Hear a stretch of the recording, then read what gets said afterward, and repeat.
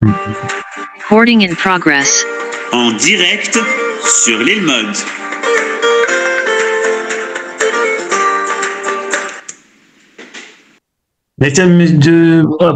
Bonsoir à toutes et à tous. On se retrouve pour une soirée exceptionnelle avec beaucoup de choses au programme. Une guerre éclair en Iran, comment est-ce possible? Israël frappe vite et fort, tandis qu'à Gaza, l'enlisement continue. La menace nucléaire est-elle vraiment nous, ou on l'a juste regardé de quelques semaines ou quelques mois? Quel est le rôle des États-Unis dans tout ça? Mais plus qu'une analyse militaire ou géopolitique, on va en parler un petit peu. On va essayer de dégager derrière ça une analyse un petit peu métaphysique, spirituelle, plus profonde, essayer de comprendre et de décrypter ces événements historiques nous sommes en train de vivre en ce moment même. Et malgré que ça continue, puisque à Jérusalem, il y a quelques secondes, on a eu une alerte. Les Houthis, on n'en a toujours pas fini avec eux, mais on va essayer de comprendre un petit peu comment ça fonctionne et surtout prendre de la hauteur. Essayer de sortir des choses qui sont dites sur les plateaux télévision, les choses qu'on peut entendre un petit peu partout, mais essayer de décrypter un peu tout ça. Comment?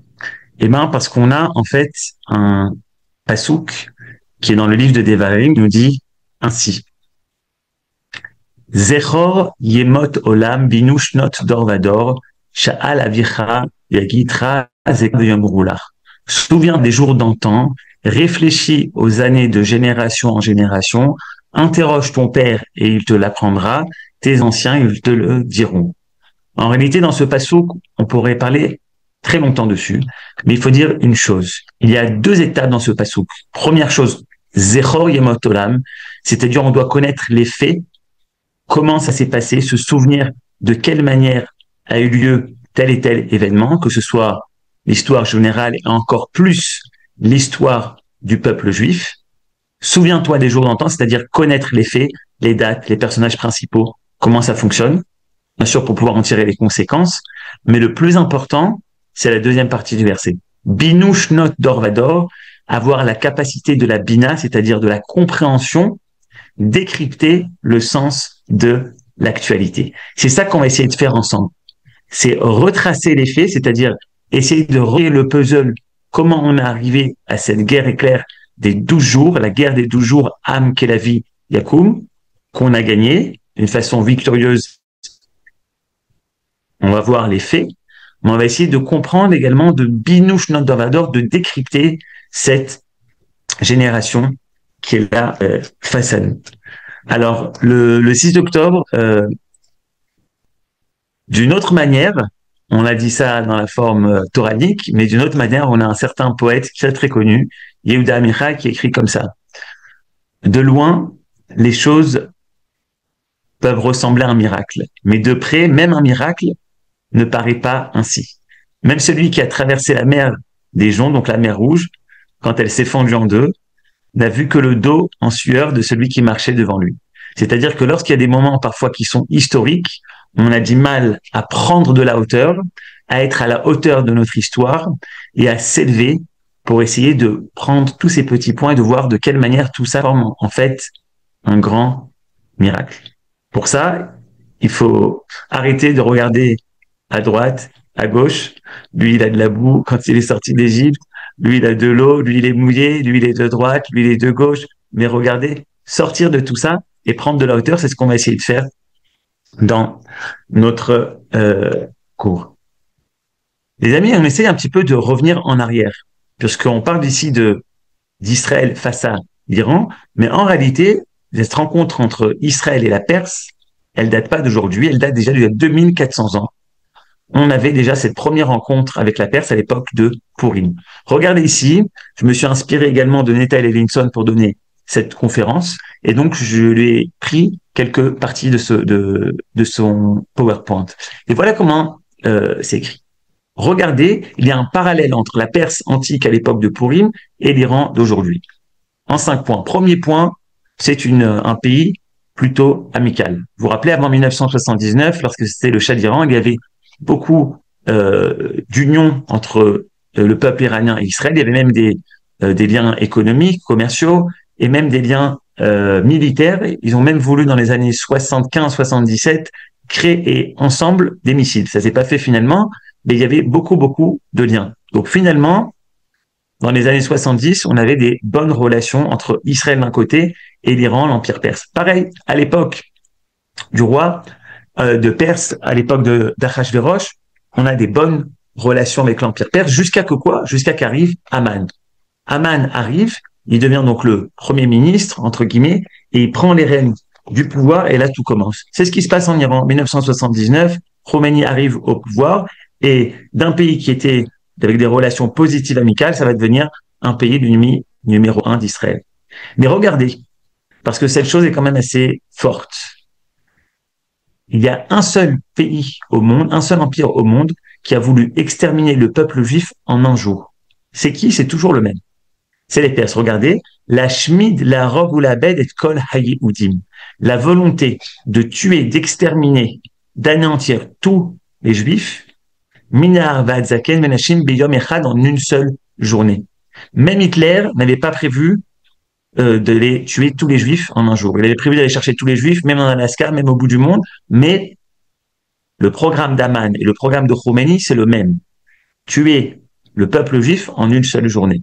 Et qu'est-ce qui se passe à la fin de Purim? Vena Aforu, on arrive à renverser la situation. De quelle manière? Pas avec un miracle comme l'ouverture de la mer Rouge, mais avec un miracle qui se cache dans quoi? Il se cache dans la nature, il se cache dans la technologie, il se cache dans l'intelligence, il se cache dans la force de décision, dans mille et une choses, mais pas dans quelque chose de magique qui descend du ciel comme les 10 plaies ou l'ouverture de la mer Rouge.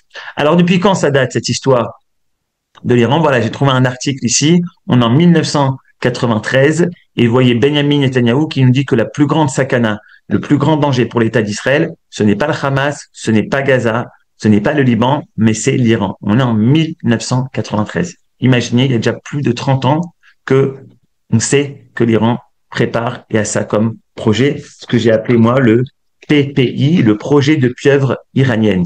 On va en parler de ce projet de pieuvre iranienne dans quelques secondes.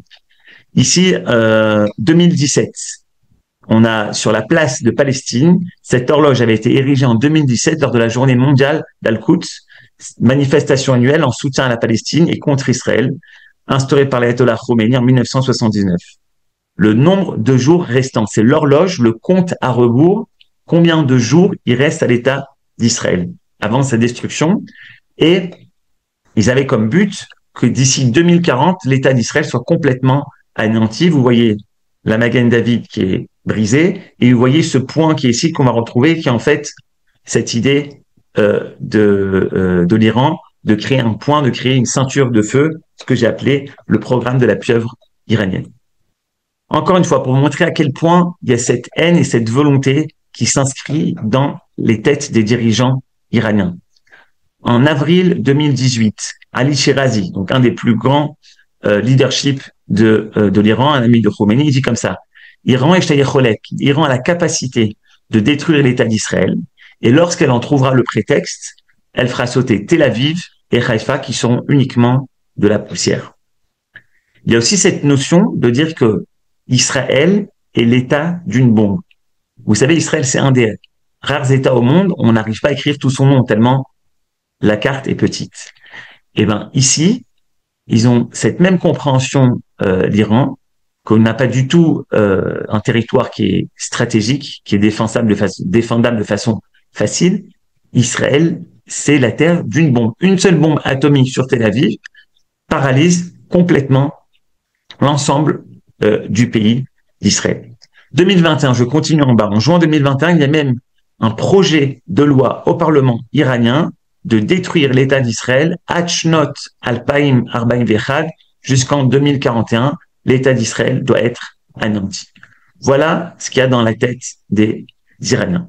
Et celui qui a eu cette idée que moi j'ai appelé le PPI, Programme de la pieuvre iranienne, c'est Qassem Soleimani, 1957 à 2020. 2020, il a été tué, ciblé par les États-Unis. Il est décrit comme le génie de la guerre asymétrique et l'opérateur le plus puissant du Moyen-Orient. Il a orchestré le soutien logistique des groupes alliés, du Hezbollah au Liban, des milices chiites en Irak et des Houthis au Yémen. Je vous ai dit il y a quelques minutes, on a encore eu une alerte à Jérusalem.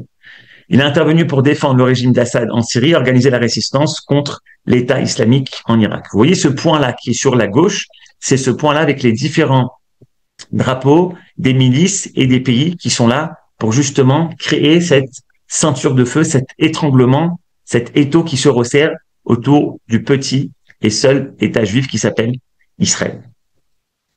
Alors, le projet est tout à fait simple, vous l'avez ici, c'est d'envoyer des centaines de missiles en un instant donné, en une journée donnée, envoyer 1000, 2000 missiles en une seule journée, ce qui pourrait complètement détruire l'État d'Israël. Où sera envoyé? Il sera envoyé sur des bases militaires, sur des centrales électriques, sur les bâtiments, centres commerciaux, sur les bases de l'aviation israélienne et également en parallèle avancer des troupes terroristes, que ce soit de Gaza ou du Liban. C'est ça le projet de l'Iran. Alors, qu'est-ce qui se passe? Quelles sont les forces données avant le début de la guerre? Liban. Au front du Liban, on a 150 000 missiles et des roquettes et bien évidemment les forces du Hezbollah qui ont envie également de prendre les kibbutzim et les yishuvim qui sont au nord de l'État d'Israël. La Syrie. On a 20 000 missiles, plus également des milices qui sont capables d'attaquer à pied. L'Iran et l'Irak, sur le front de guerre, on a plus de 3 000 missiles balistiques, un grand nombre de drones et des roquettes, et également des missiles de croisière. La Syrie, des milliers de missiles de roquettes, munitions, équipements militaires pour l'armée syrienne et irakienne, et les Houthis, ceux qui viennent du Yémen, également des missiles balistiques. Donc, en réalité, complètement entouré de nations qui s'arment de différents types de missiles, de roquettes, de katouchotes, de missiles balistiques pour, au moment donné, à l'instant T, ils appuient sur le bouton rouge et ils envoient de part et d'autre des centaines, même plus, des milliers de missiles en une seule journée. Je vais vous dire une phrase qui paraît complètement folle, mais en réalité, le 7 octobre, il y a eu un miracle ce jour.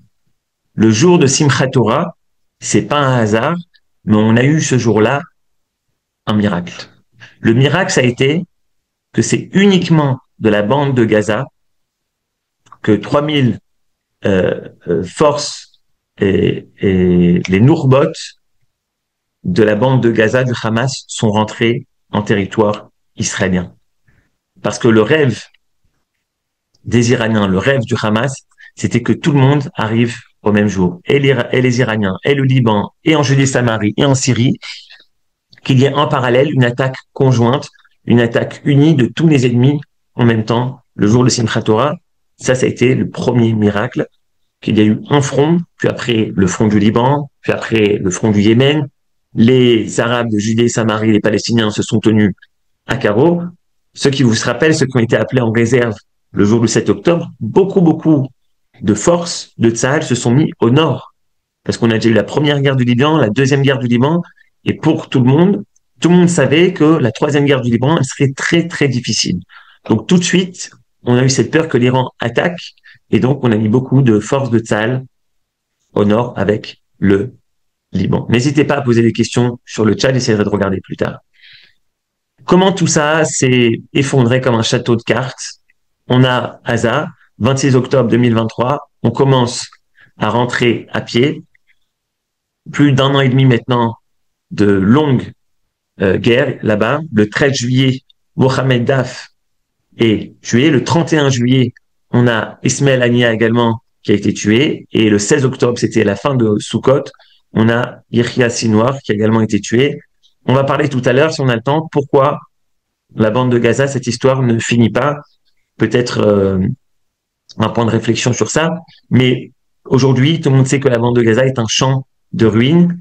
Les têtes du Hamas sont tombées. Malheureusement, on a encore 50 otages qui sont là-bas. On va tout faire pour les ramener, comme on a fait déjà pour une grande partie des otages. Je vous rappelle qu'au début de la guerre, on avait près de 250 otages. Liban, très rapidement. Comment ça s'est passé au Liban? 30 juillet 2024, Fouad Soukhar est décapité, est tué. Et surtout, on a le 17 et 18 septembre, on a ces fameux beeperim, 3000 beepers qui en un seul instant vont exploser dans les mains des membres du Hezbollah. Le lendemain, les membres du Hezbollah se disent que il faut passer à un autre point. et ils vont sortir 300 marchés Kesher, 300 Tokiwaki. Ils vont les donner uniquement aux personnes les plus importantes. Encore un génie du Mossad. Ces 300 personnes les plus importantes, le lendemain, c'est les Tokiwaki également qui vont leur exploser aux yeux ou dans leurs mains. Juste après ça, ça nous ouvre la voie pour ouvrir face au Liban avec notre aviation et on va les descendre les uns après les autres jusqu'au 27 septembre. Rissoul Nasrallah, Yalla Yalla Nasrallah, comme dit la chanson. Et en réalité, en juillet, août, septembre, en réalité, en 2 mois, la guerre qui était la plus redoutée, celle face au Liban, est pliée. On continue avec la Syrie. Bah, ça, personne ne l'avait vu venir. Je sais même pas si Israël y avait pensé. Peut-être certains géopolitiques en avaient déjà parlé. Mais du fait que le Liban est complètement affaibli, du fait également qu'il y a la guerre en Ukraine, qu'il y a des milices syriennes qui sont allées en Russie, 27 novembre, les maudits, la révolution contre Assad. Et nous, qu'est-ce qu'on fait? Tout le mois de décembre, on va détruire près de 80% de l'armée syrienne, que ce soit leur aviation, que ce soit leurs tanks, que ce soit leurs quelques bateaux qu'ils avaient, leur base. Et donc, on va même jusqu'à reprendre le Keter Hermon, c'est-à-dire reprendre le sommet du Hermon en Syrie. Quelque chose d'inattendu qui s'est passé non pas en 2 mois comme avec le Liban, mais en 2 semaines avec la Syrie. Et maintenant, on arrive à notre chronologie de après 600 jours. Après 600 jours, on était complètement avec les autres fronts, c'est-à-dire avec Gaza, avec le Liban, avec la Syrie, avec le Yémen, de Judée-Samarie. Ça chauffe quand même. Il y a beaucoup de copains, moi, qui sont Judée-Samarie. Il y a beaucoup d'arrestations. Après ces 5 fronts, on s'attaque le 13 juin. Ça, c'est sorti hier en français, donc c'est les données les plus récentes que vous pouvez avoir, qui nous donnent un résumé de ce qui s'est passé. À 3 heures du matin, Israël lance une attaque surprise contre l'Iran, éliminant les chefs militaires et les scientifiques nucléaires. Les chefs militaires, c'est le chef d'état-major, le chef de l'aviation, etc. Le Mossad a organisé une rencontre avec différents chefs, également le chef de l'aviation, qui sont, dès les premières heures, tués. Imaginez qu'au début de la Seconde Guerre mondiale, quelques minutes après le début, hop, tu vas voir Hitler et tous ses généraux qui sont tués dans leur bunker. Et c'est ce qui se passe. C'est ce qui se passe avec l'Iran le 13 juin. 14 juin, l'Iran répond avec des centaines de drones et plus de 200 missiles balistiques, tuant 7 personnes et des centaines de civils. C'est les 12 jours où on était très souvent dans les mamades, dans les abris. Israël continue de frapper le régime iranien, ciblant des sites militaires, nucléaires, alors que le régime escalade en attaquant des grandes villes israéliennes, causant plusieurs victimes civiles et des dommages. 15, 16, 17, 18. 19, on a l'hôpital Soroka de Beersheva qui est touché par un missile iranien, causant des milliards de dollars de dégâts. Et puis vous avez certainement entendu que toute la Marlaka, toute la section où ça a été tombé, en fait, la veille au soir, ils ont déplacé tous les malades de cette section de l'hôpital Soroka, ce qui a permis de sauver des centaines de vies. Le 23 juin, les États-Unis frappent et détruisent les sites nucléaires iraniens de Natanz, Fordo et Ispahan. Je fais ici un arrêt quelques secondes. Iran, 3 endroits très importants. Natanz, c'est le plus grand, c'est celui qui était le plus important. Ispahan, le deuxième, et puis après, il y a Fordo. Donc, il y a 3 endroits nucléaires. En réalité, il y a eu 9 bases qui sont liées au nucléaire qui ont été complètement touchées et détruites, mais dès le lendemain de la guerre, on s'est tous posé la question, ok, mais alors on a vraiment gagné, on n'a pas gagné, le nucléaire, ils en ont encore, ils en ont pas, on ne sait pas vraiment, et on entend à droite, à gauche, Trump qui dit c'est fini, oseront plus, ils ont plus la capacité, ils vont plus jamais avoir l'arme nucléaire, il y en a d'autres qui nous disent non, on a juste fait des dégâts, dans quelques mois, voire quelques années, c'est reparti. Alors, je me suis basé sur plusieurs articles que j'ai lus en anglais, plusieurs podcasts, et voilà les résultats. Premièrement, il faut comprendre que pour faire une bombe nucléaire, il y a plusieurs étapes. Et en réalité, c'est dans ces trois étapes-là que l'État d'Israël a agi d'une façon très significative. La première étape, c'est ce que j'appelle l'étape des cerveaux, le comment on fabrique une bombe nucléaire. Et sur ce point-là, il y a eu deux choses qui ont été faites, puisque près de 15 des plus grands scientifiques, que ce soit des météorologues, des spécialistes de l'énergie nucléaire, des physiciens, près de 15 de ces scientifiques qui s'occupaient de ça jour et nuit ont été tués dans cette guerre des 12 jours. Première chose.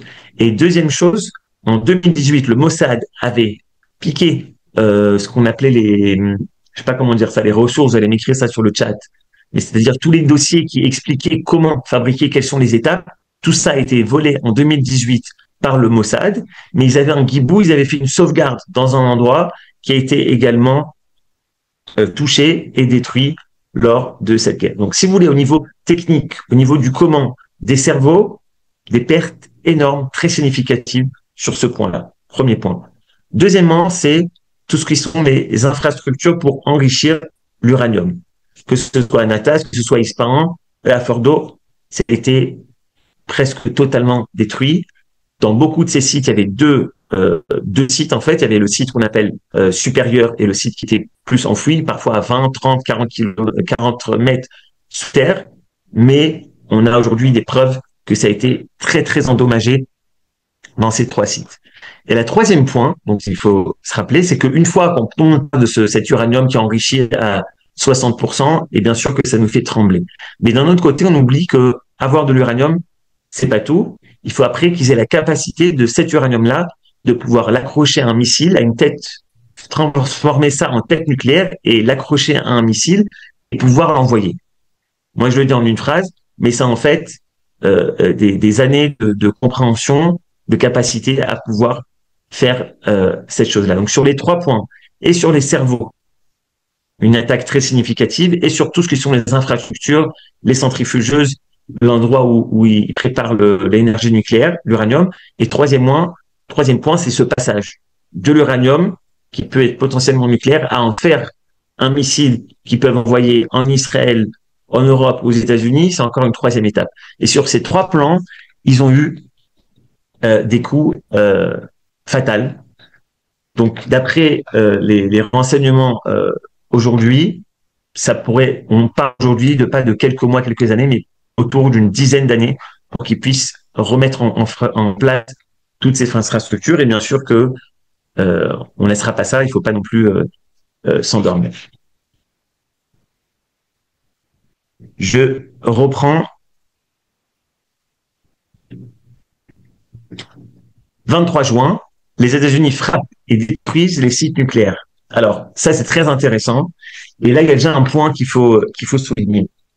Le point qu'il faut souligner, c'est la capacité qu'a Israël, non pas à être dans une réaction, mais à entreprendre. Ne pas laisser la réalité nous dicter ce qu'on doit faire, mais Israël ne rate pas l'occasion, mais elle crée l'occasion, elle crée le mouvement. C'est elle qui est acteur de l'histoire, c'est elle qui est acteur de son histoire. Et encore plus de ça, les États-Unis vont rejoindre Israël. C'est une preuve, c'est une marque, non pas de force, mais de puissance. C'est-à-dire qu'Israël passe dans une autre étape.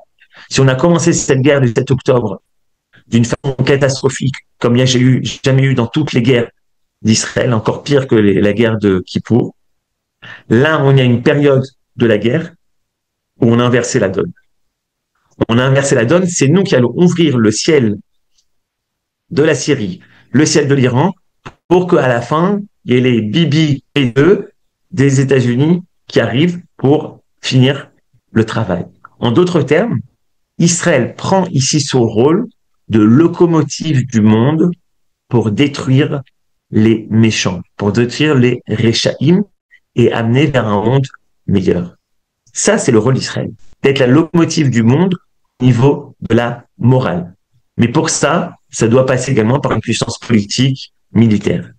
Et c'est ça qu'on a retrouvé pendant ces 12 jours. Cette capacité à engendrer la réalité, à entreprendre, et non pas être un spectateur, être quelqu'un qui est uniquement dans la réaction, mais quelqu'un qui est dans l'action, dans l'entrepreneuriat, et qui crée le mouvement, qui est acteur de son histoire, la locomotive du monde. Et le 24 juin, on n'oublie pas quand même que Trump n'a pas négocié un cessez-le-feu, mais a imposé un cessez-le-feu. Mais on n'oublie pas que c'est Israël qui a fait le travail. Et également, comme on l'a vu il y a quelques minutes, tout ça, en fait, ce sont des pièces du puzzle qu'on est en train de recoller. Je fais une petite parenthèse. Si vous connaissez toute la carte qu'il y a autour de nous, j'ai pas encore parlé du Yémen. Mais c'est intéressant ce qui se passe avec les Houthis sur 2 points.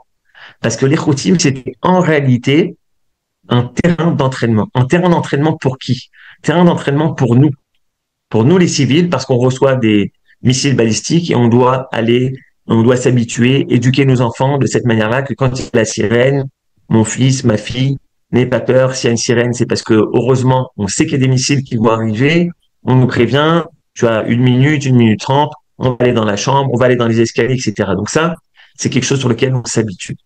Mais en réalité, ce qui est assez fou, c'est que cette histoire vienne, on est à combien? On est à 1700 kilomètres, 1800 kilomètres. C'est pratiquement la même distance entre le Yémen et Israël et l'Iran et Israël.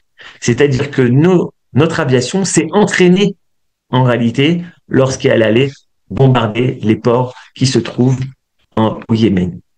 C'est un temps de préparation. Voilà.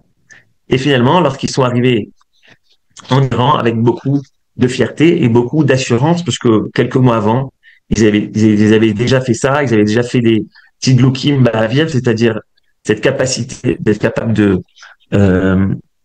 reprendre de l'essence, se ravitailler en kérosène, alors qu'ils sont en vol. Ils sont en vol et ils font ça sur le ciel de la Syrie. C'est inimaginable. Il fallait faire tomber Gaza, tomber le Liban, tomber la Syrie pour qu'on puisse arriver en Iran. Le problème de l'Iran, c'était quoi? C'était très simple. Le jour où Israël voudra attaquer l'Iran, elle sera dans l'impossibilité. Parce qu'au moment où ils voudront, et le Liban, la Syrie, et le Yémen et Gaza, tout le monde enverra des missiles, et donc Israël ne pourra pas faire ça. Et petit à petit, les fronts sont tombés les uns après les autres. Après 600 jours de guerre sur les différents fronts, ça nous a permis d'atteindre la tête pensante de tout ce programme machiavélique, le programme de l'Iran. Alors, qu'est-ce qui se passe de notre côté? La République islamique a lancé environ 500 missiles balistiques et plus de 1000 drones sur le territoire israélien. Nous, de notre côté, la défense aérienne israélienne ont réussi à intercepter 80 à 90% des missiles et presque 100% des drones ont été interceptés. Quels sont les dégâts de notre côté quand même? On a quand même eu plus de 63 missiles qui ont atteint des zones. On s'en rappelle, le dernier missile est tombé à Beersheba. Beaucoup, vous voyez, dans le centre, a été très touché. Petah Tikva, Givat Shmuel, Tel Aviv, Ramat Gan. Également le nord autour de Haïfa et un petit peu moins entre Jérusalem et Beth Shemesh. Plus de 3000 Israéliens blessés, 29 Israéliens ont été tués pendant ces 12 jours et 15 000 personnes sont aujourd'hui évacuées de chez eux. Ils sont dans l'impossibilité de venir habiter dans leur appartement, dans leur habitation. Ce scénario-là, c'est un scénario qui est dur, bien sûr. 29 pertes au niveau israélien, mais c'est un scénario qu'on n'aurait jamais pu imaginer. C'est-à-dire qu'il faut comprendre qu'au début de la guerre, des amis qui nous écoutent d'ailleurs, qui sont dans le Misrad Habitachon, dans dans le bureau de la défense, on leur a dit pendant 4 jours, vous allez rester enfermés. Personne qui sort pendant 4 jours. C'est-à-dire qu'on imaginait que le début de cette guerre, il y allait avoir des pertes énormes, qu'il y allait avoir des missiles, qu'on n'allait pas réussir à intercepter tout ce qui se passait. Eh ben non. Plus les jours avançaient, plus on se rendait compte que nous, on avançait dans notre but et que finalement, eux, ils n'arrivaient pas tellement, l'Iran n'arrivait pas tellement à faire vaciller la donne. D'ailleurs, c'est intéressant, si vous voyez la bourse israélienne, le shekel ne fait que se renforcer depuis maintenant pas 17-18 jours.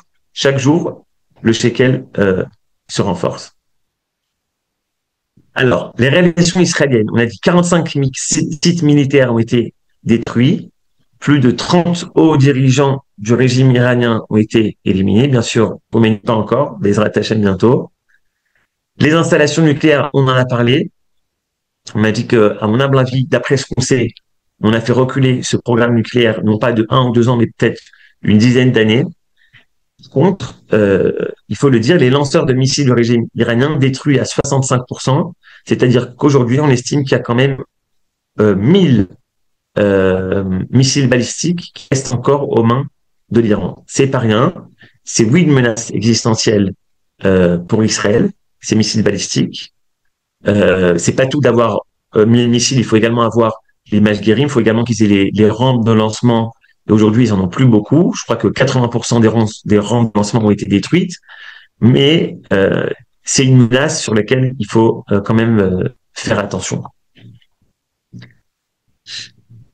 Alors voilà, j'aimerais maintenant qu'on essaye de sortir un petit peu, on a essayé de mettre tout ce puzzle, de le rassembler. Je pense que maintenant on a compris que l'Iran, qui était la grande menace, faire ça en 12 jours, c'est quand même quelque chose d'inimaginable. Mais on a pu le faire parce qu'il y a eu quand même 600 jours avant de guerre sur d'autres fronts, parce qu'il y a eu également des années, des dizaines d'années de préparation. On l'a vu déjà en 93, Benjamin Netanyahu disait que c'était la plus grande. Parler d'un point. Parler d'un point, c'est une question que beaucoup se posent. Comment c'est possible que l'Iran, qui est l'ennemi principal, on l'a vu, c'est lui qui finançait le Hamas, le Hezbollah, les milices syriennes. C'est lui qui est le grand orchestrateur de ce projet que j'ai appelé le projet de pieuvre iranien de créer cette ceinture de feu. Celui qui est le centre économique, le centre au niveau intellectuel, on va dire, et également le centre au niveau de la puissance contre Israël. Comment c'est possible qu'en 12 jours, on y arrive, alors que la bande de Gaza, nos voisins du Hamas à quelques kilomètres, on est à plus d'1 an et demi, et on a encore là-bas 50 otages. C'est une question qu'on se pose. Moi, je vais vous donner plusieurs réponses. Et la première réponse, qui est le niveau réponse stratégique, qui est la réponse de dire que ce sont deux menaces différentes. L'un, c'est une menace éloignée, avec l'aviation boum, boum, boum. Et ici, on a 3 problèmes, on pourrait dire.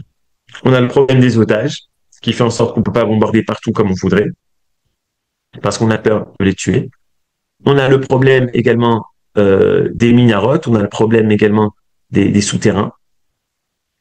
Et on a le problème de la population civile, puisque en fait les terroristes se cachent à l'intérieur de la population civile. Vous savez qu'en Iran, c'était pas le cas. On aurait pu toucher les infrastructures pétrolières, électriques, mais on l'a pas fait puisque le but c'était d'affaiblir le pouvoir et d'enlever la menace iranienne et des missiles. Donc, vous me direz au niveau géopolitique, c'est compréhensible. Il y a un problème au niveau de la population, les terroristes et la population qui se cachent les uns dans l'autre. On a dit tunnel, et on a dit également le fait qu'on a des otages. Mais au-delà de ça, et ça c'est une réponse peut-être un petit peu plus profonde, je pense qu'ici en réalité, le problème de la bande de Gaza, c'est un problème identitaire et le problème du lien qu'on a face à la terre d'Israël et quelle est la perception de ce lien qui lie le peuple à la terre, quelle sorte de sionisme finalement on a. Je m'explique. En fait, les Iraniens, ils ont voulu faire comme Amman, et d'une certaine manière, ça rejoint un petit peu cette idée de la Shoah, c'est-à-dire une menace existentielle pour l'existence du peuple juif. Et ça, toute la population juive dit chaque jour, chaque année, non, not another again. Plus jamais ça, plus jamais ça, plus jamais ça.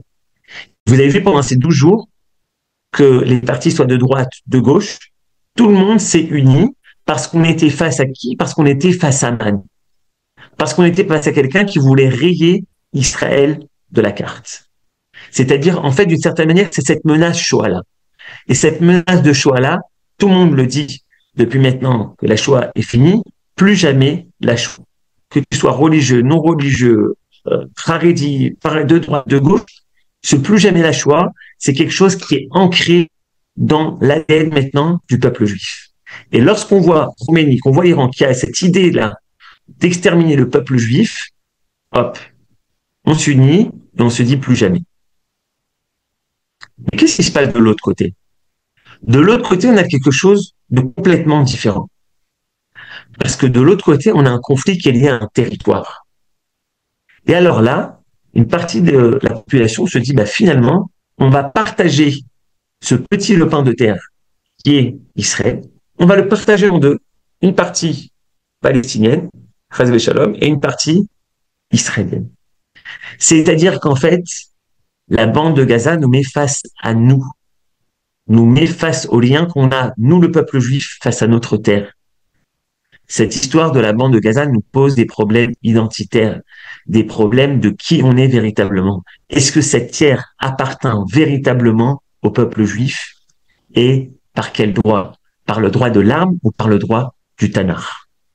En d'autres termes, face à l'Iran, c'est un argument sécuritaire. On est obligé de détruire l'Iran parce que sinon, le peuple juif sera rayé de la carte. L'argument sécuritaire, tout le monde l'a, tout le monde le comprend.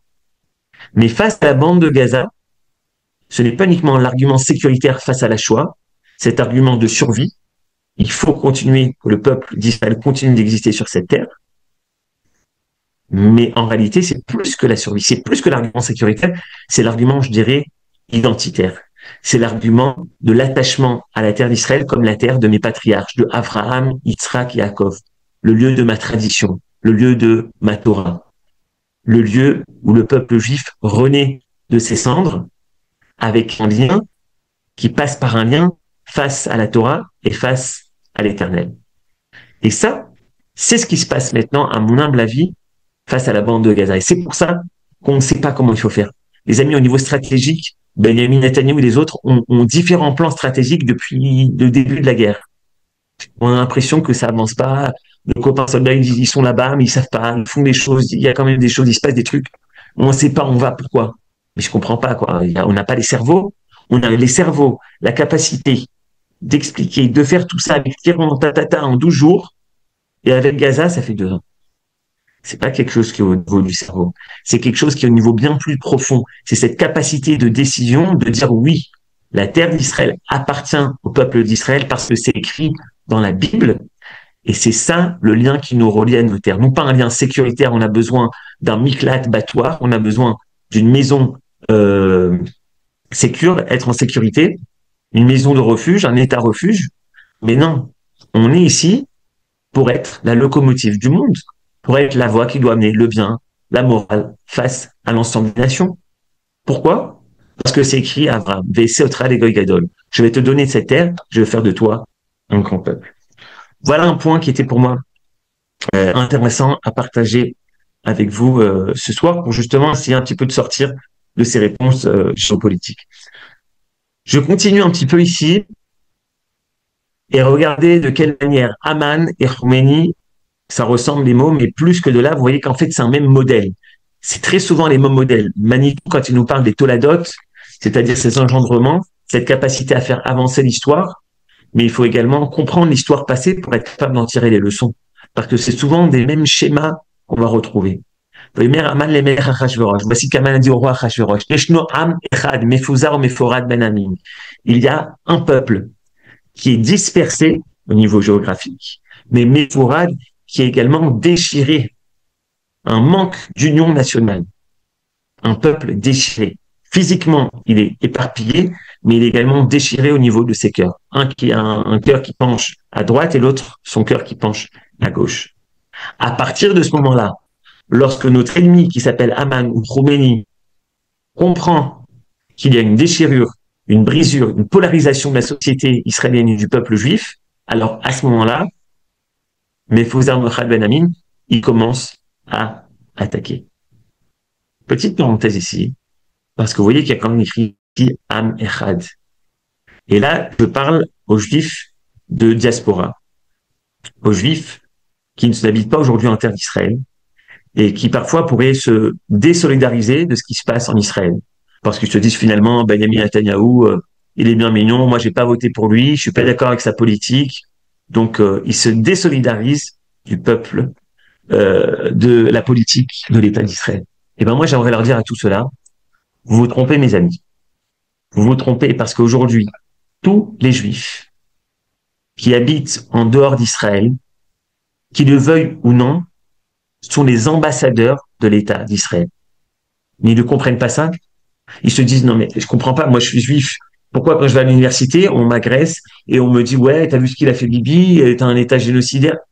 Mais parce que de facto, mon ami, de facto, à partir du moment où tu es juif, et encore plus quand tu as une kippa, ou encore plus quand tu es euh, quelqu'un qui a des fonctions communautaires, tu es le représentant de l'État d'Israël aujourd'hui. Lorsque tu es juif, même si tu n'es pas israélien, même si tu...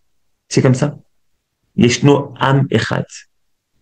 Cette guerre nous a fait comprendre qu'on est un seul peuple. Que tu habites à New York, à Paris, en Italie ou à Jérusalem, tous les juifs du monde ont senti cette unité. Ou parce que ils se sont sentis unis, ils se sont reliés, ils ont beaucoup, beaucoup aidé l'État d'Israël, ou parce que tout d'un coup, il y a une vague d'antisémitisme. Mais je comprends pas. Je suis juif, je vais manger ma baguette, mais qu'est-ce que j'ai fait? Pourquoi je suis responsable de ce que Benjamin Netanyahu a fait? Ah bah oui, les amis, c'est les ennemis qui vous rappellent que le juif qui habite aujourd'hui encore au Maroc ou aux États-Unis, bah en fait, c'est le frère de l'Israélien qui aujourd'hui habite à Haïfa ou à Tel Aviv. C'est nos ennemis qui nous rappellent qu'on est un seul peuple, qu'on veuille ou non, à notre insu. Aujourd'hui, tous les juifs du monde qui habitent en dehors de l'État d'Israël sont les porte-paroles, sont les ambassadeurs, qui le veuillent ou non, de ce qui se passe aujourd'hui en Israël. Je lis la réaction qu'elle a. Ils sont contre nous car nous sommes divisés ici en Israël. Oui, c'est ce que j'ai commencé à dire. Yeshno Am Echad, Mefouzar Meforad, à partir du moment où nos ennemis sentent que la société israélienne va vers une polarisation, certains parlaient même de guerre civile le 6 octobre, eh ben, à ce moment-là, ils attaquent. Euh, je reprends. Alors justement, quelle est comment dire ça, refoua, quel est le remède à ça? Ben, encore une fois, si à Purim, on a la même chose, c'est-à-dire que lorsqu'on est désunis, Aman dit hop, Igi Asman, le temps est arrivé d'attaquer Israël, eh ben, le, euh, le médicament, le remède, on l'a ici également dans la suite de la Megillah, l'er knos et kol hayehudim. Esther dit, viens rassembler l'ensemble des Juifs. C'est cette union qu'on a besoin aujourd'hui au sein du peuple juif. Trouver les points d'accord, mettre de côté les points de désaccord, voir qu'on a un tronc commun au niveau identitaire, au niveau de modèle de société qu'on veut, qui est majoritairement commun. Et autour de ça, essayons de reconstruire, reforger la société israélienne. L'Er Knos et Ekol Yehudim, c'est le remède pour cette victoire. Alors voilà, on arrive bientôt à la fin. Et en Israël, celui qui ne croit pas au miracle n'est pas réaliste. Voici une phrase de David Ben Gurion. Et c'est un petit peu ce que j'ai essayé de montrer ce soir. C'est-à-dire que j'ai parlé de beaucoup, beaucoup de pratiques, de beaucoup, beaucoup de détails, du Mossad qui a fait ça, de l'aviation qui a fait ça, de ce qu'on a fait à Gaza, de ce qui s'est passé sur les différents fronts. On a essayé ensemble de reconstituer le puzzle et pour voir qu'en fait, derrière ça, il y a un souffle de Dieu. Il y a la main de Dieu qui est derrière ça. Il y a une expression très belle qui dit Yad Hashem Midgala Idgalut Kemusa. La main de Dieu se dévoile, le bras de Dieu se dévoile, Idgalut Kemusa, un dévoilement caché. C'est exactement comme ça que Dieu fait avancer aujourd'hui ses pions sur l'échec, sur le jeu d'échecs du monde, sur la scène du monde. C'est la main de Dieu qui Midgala, qui se dévoile. Quand est-ce qu'elle se dévoile? Lorsqu'on est capable justement de faire le travail qu'on vient de faire ce soir, de prendre de la hauteur et d'être à la hauteur de notre propre histoire. Faire un zoom out et se dire 1, 2, 3, 4, hop, mais c'est pas possible. C'est pas juste une coïncidence, et une coïncidence, une coïncidence, une coïncidence, et finalement en 12 jours l'Iran, c'est fini? Non. C'est la main de Dieu qui se dévoile comme Moussa.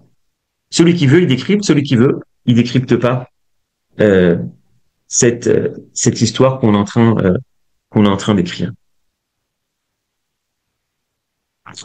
Je lis, puisqu'on a quelques minutes, qu'est-ce qu'on sait sur la répression qui sur la communauté juive d'Iran? Je sais pas. J'ai vu ça aujourd'hui. J'ai vu des infos, un tox. J'ai pas encore regardé. Désolé, Marc. Aux dernières informations, aujourd'hui, il y a 8000 juifs qui sont en Iran. C'est le chiffre qu'on a officiel. Ce qui s'est passé au niveau des arrestations, j'ai pas vu. Je peux pas répondre sur ça. Ah, j'ai oublié de dire que je suis guide touristique, donc ceux qui veulent, n'hésitez pas à faire des visites avec moi. J'aimerais terminer par encore un ou deux points. Donc voilà, comme disait David Ben Gurion, en Israël, celui qui ne croit pas au miracle n'est pas un réaliste. C'est tellement ça, c'est-à-dire qu'il faut travailler pour réussir. Il faut mettre au service de la victoire nos neurones, des sciences, l'aspect militaire, l'aspect économique. Mais finalement, au bout du compte, il y a quand même quelque chose qui est de l'ordre de la méta-histoire qui se dévoile, quelque chose qui nous dépasse et qui s'apparente à un miracle, la guerre des 12 jours. Mais je voulais terminer ce soir avec encore peut-être deux enseignements. C'est ceux de nos soldats. Matan Vingordov, euh, il a écrit le 15 octobre 2023, il a écrit une lettre. Et j'ai commencé ces jours-ci à traduire les lettres de nos soldats. Et je voulais finir ce soir avec une lettre de Matan. Matan, il est issu de Olé d'Ukraine. Il a été soldat dans l'unité de Nahal à 932 et il est tombé à l'âge de 20 ans le 18 mars 2024.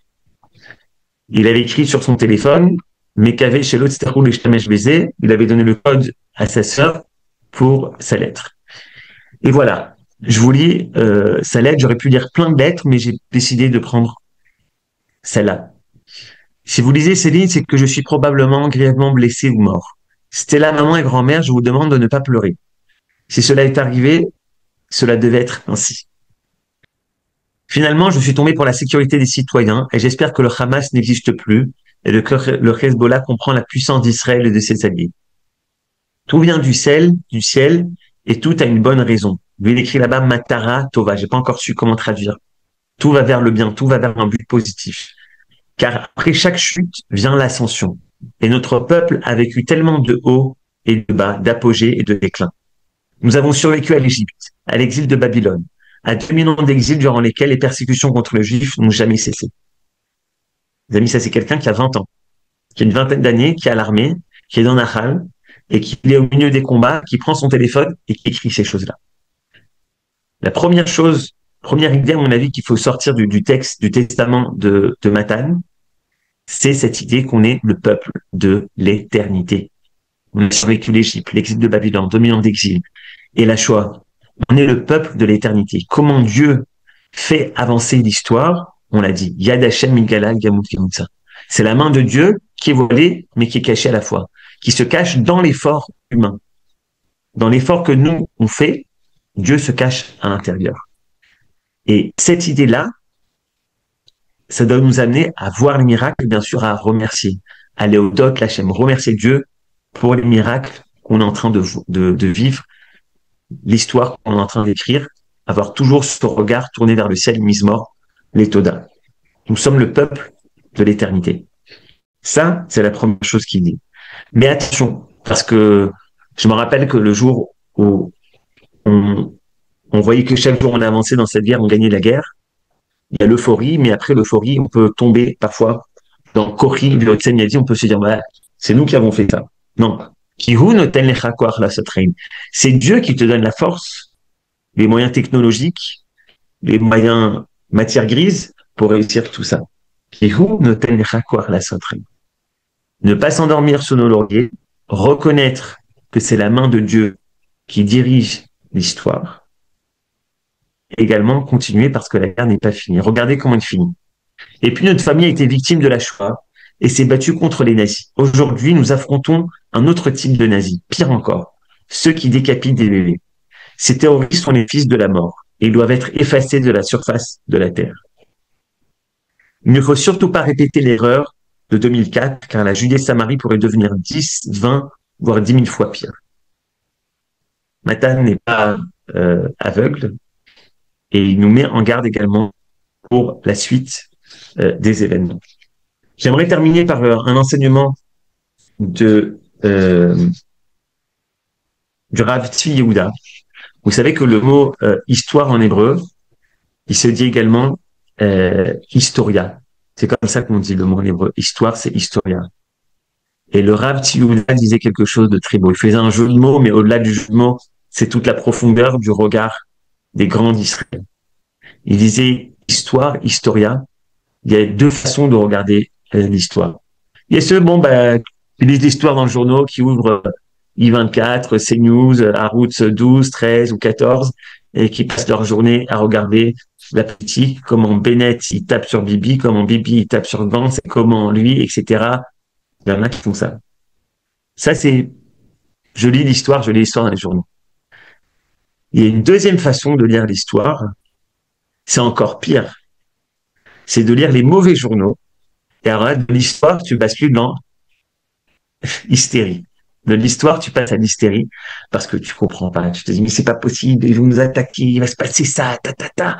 Et lui aussi, il va attaquer. Alors là, tu deviens complètement hystérique à force de passer trop de temps sur les Hadashot et de regarder des nouvelles qui sont parfois négatives. Donc ça, j'avertis ceux qui nous écoutent, il faut être au courant de ce qui se passe, mais trop.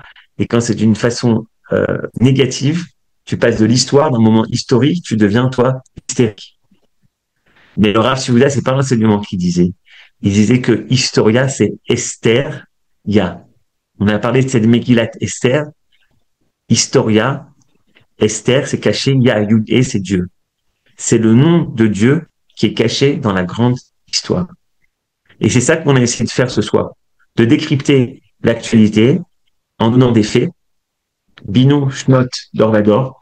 Être capable de connaître les faits. Zechor Yemot Olam, mais à la fin, il faut binouche Shnot Dorvador. Il faut être capable de décrypter l'histoire pour savoir Shnot Dorvador, pourquoi il écrit là-bas de génération en génération, pour savoir dans quelle génération nous sommes en train de passer, de basculer. Aujourd'hui, nous sommes en train de basculer dans la génération qui s'appelle le sionisme 2.0, certains l'appellent le sionisme 3.0, certains l'appellent Mashiach Ben David, mais en tous les cas, il ne faut pas passer à côté de cette histoire, être à la hauteur de notre histoire et se rappeler que on lit l'histoire, Esther, Ya. C'est Dieu qui se cache à travers l'histoire du peuple juif. Le peuple juif est le peuple de l'éternité. Il y a une vocation à être la locomotive du monde. On l'a vu déjà avec Trump, c'est nous qui avons eu cette idée d'entreprendre, d'attaquer, et c'est les États-Unis, la plus grande puissance du monde, qui est venue derrière nous rejoindre dans cette guerre. Ne pas passer à côté de notre histoire, être capable toujours d'avoir ce regard profond. C'est très difficile de l'avoir, mais grâce aux enseignements de Manitou, grâce aux enseignements des grands, être toujours capable de voir Esther Ya, de voir comment Dieu se cache à travers l'histoire du peuple juif. Toujours avec un regard de remerciement, de léodote, ne pas s'endormir sur nos lauriers et savoir que il y a quelqu'un derrière qui dirige les ficelles du monde. Toda Rabba, merci beaucoup de votre attention.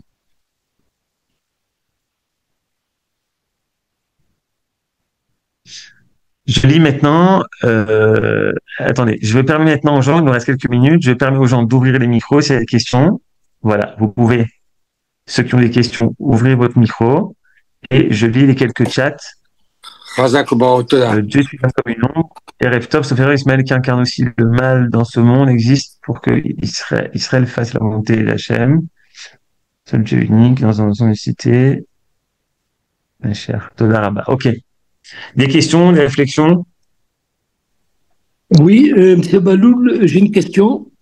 Tu as dit, Johan, que c'est la main de Dieu de tous ces miracles qu'Israël a gagné cette guerre en 12 jours, comparativement à la guerre des 6 jours il y a 50 ans. Et tu as dit, il y a la main de Dieu. Mais il faut dire aussi qu'il y a la main de Dieu dans le déclenchement du massacre du Hamas du 7 octobre. C'est un décret un peu divin. C'est un décret divin, je pense. Le 7 octobre. Je pense que Alors, j'ai dit une phrase qui est très dure. J'ai dit qu'on a eu un miracle le 7 octobre. C'est horrible de dire cette phrase-là, mais en réalité, elle est juste.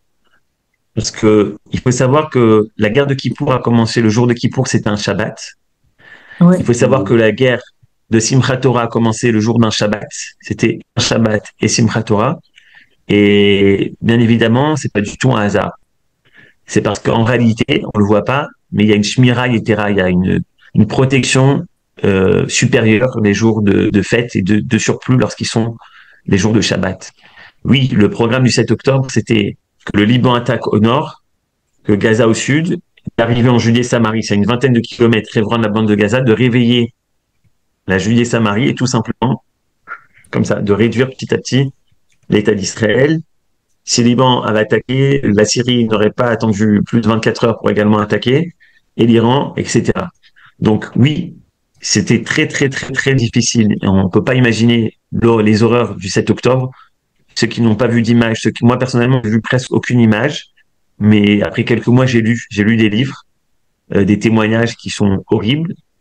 Je pense que il faut les lire, mais il faut comprendre également que malgré ces horreurs-là, on a quand même eu un miracle. Si vous regardez le nombre de victimes qu'il y a eu, si vous regardez les plans machiavéliques qu'ils avaient eu comme idée, comme projet de faire ce jour-là, finalement, on a eu quand même eu une Hatsala, quand même eu un sauvetage qui a eu lieu ce jour-là.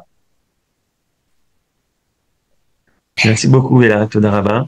Il y a aussi une partie du miracle, c'est quand même que Trump ait été élu et que, malheureusement, mais quand même, que l'Europe soit occupée avec la Russie.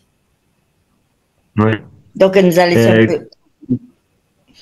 Il y a un verset qui dit Lev Menachim Beyad Hashem. Je suis presque sûr que c'est ça.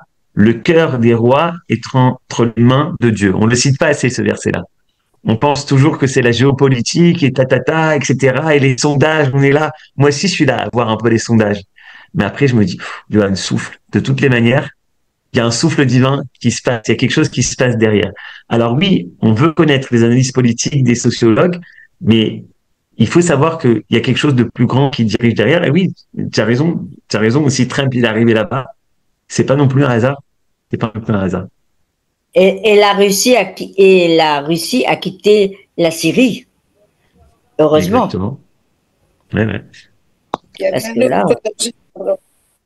Ouais, Il y avait un autre danger la veille du 7 octobre, où le peuple était tellement divisé. J'ai vu, il y avait déjà des cartes qu'ils avaient fait pour diviser le pays en deux. Ça de Tel Aviv, la région de Jérusalem. Et les aviateurs voulaient partir et les médecins voulaient partir et tout ça parce qu'on faisait une révolution au point de vue de réforme judiciaire. Ouais, donc malheureusement, on a eu besoin de ça avec toutes ces horreurs impardonnables, mais pour tout d'un coup s'unir de nouveau, revenir à notre identité au niveau des soldats, au niveau de ceux qui ont été pris, etc. Il y a toute une inversion de la façon dont avant le 7 octobre, le pays était en train de se déchirer. C'est aussi malheureusement la main de Dieu, mais il ne faut pas qu'on oublie justement ce que Esther nous dit. L'Erknos et Kol Yehoudi, mais être capable justement de rester dans cette cohésion, cette union. D'ailleurs, Benjamin Netanyahu l'a souligné, si vous l'avez vu aujourd'hui. Il a, lorsqu'il était face au gouvernement, il a remercié tous les ministres pour leur travail extraordinaire qu'ils ont fait et qu'ils continuent à faire. Et il a remercié tous les membres de l'opposition qui, pendant la guerre de l'Iran, étaient aux côtés de Benjamin Netanyahu jour et nuit. Et on a fait qu'un face à l'Iran. Et il a souhaité, bien sûr, que ça puisse continuer dans les semaines ou mois à venir. C'est ce qu'on espère tous. Et bien évidemment, le retour de tous nos otages, Bezrat Hashem, Bekarov. Toda Rabba, merci beaucoup pour votre attention. Merci, Johan. Toda, toda rabba. Avec ça.